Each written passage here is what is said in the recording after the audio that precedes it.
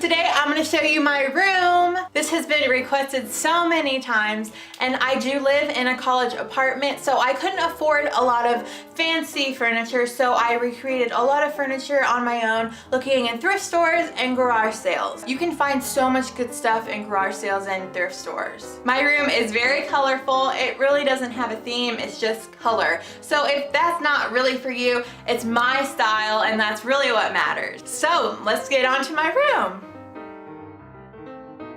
This is a basic overview of what my room looks like. And you know that 70s show is playing on the TV. What else?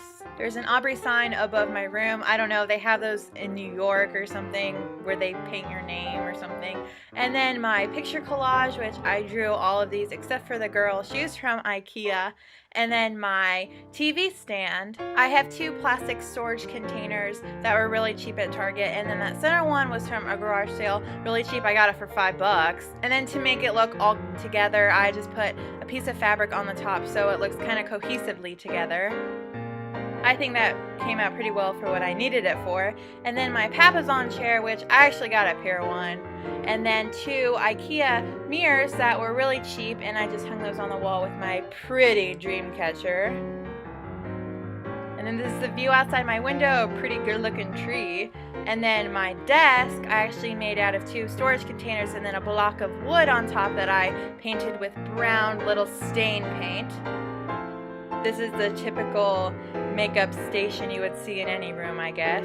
And then what I love about this desk is I have this Laura Garnier makeup storage container, and it's pretty awesome. I love it, and it holds all my makeup. And then this is a shelf near there. It just holds my extra hand sanitizers, jewelry, and nail polish, and then these dog butts that hold my necklaces. This is my bed, my big comfy bed. I love it. These pillows are, of course, from a rummage sale. My lovely grandma got those for me. I love them.